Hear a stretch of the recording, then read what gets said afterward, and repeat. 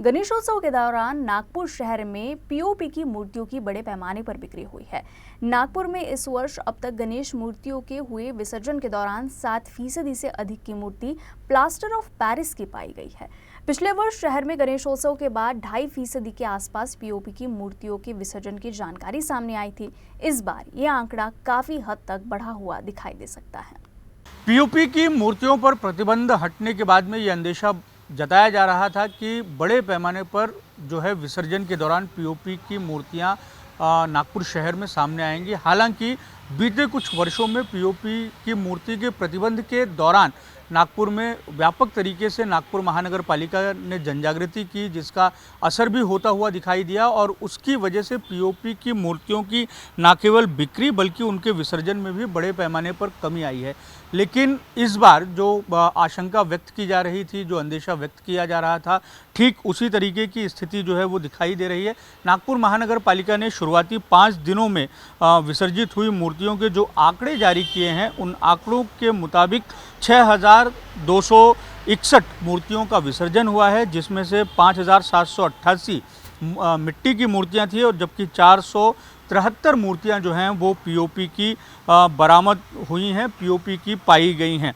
तो अब तक जितनी मूर्तियों का विसर्जन हुआ है उनमें से 92.45% मूर्तियां जो हैं वो मिट्टी की हैं, जबकि 7.55% मूर्तियां जो हैं वो पीओपी की पाई गई हैं। 5वें दिन जो बड़े पैमाने पर विसर्जन 5वें, 7वें और 10वें दिन होता है, तो 5वें दिन का जो संख्या है उसके मुताबिक 3,057 मूर्तियों का विसर्जन हुआ, जिसमें से 261 मूर्तियां जो हैं वो पीओपी की बरामद हुई। तो 8% से भी अधिक जो पीओपी की मूर्तियां हैं वो 5वें दिन का जो विसर्जन हुआ है उस दिन बरामद हुई हैं।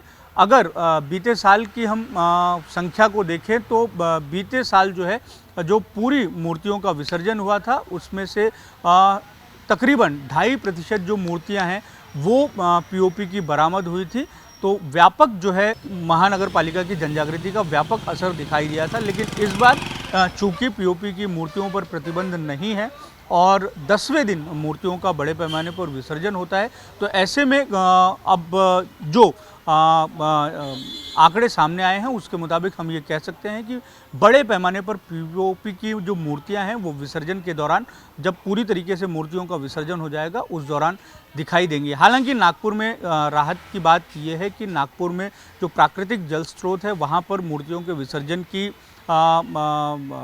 अनुमति नहीं है।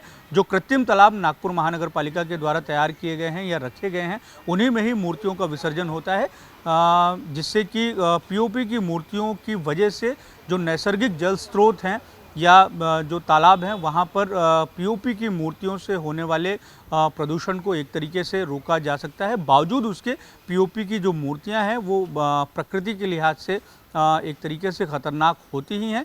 लेकिन जिस तरीके से पीओपी की मूर्तियों पर प्रतिबंध हटा है, तो हम नागपुर में ये स्थिति देख रहे हैं कि जो पीओपी की मूर्तियां हैं न केवल वो बड़े पैमाने पर बाज़ारों में बिकी बल्कि वो विसर्जन के लिए भी पहुंच रही हैं।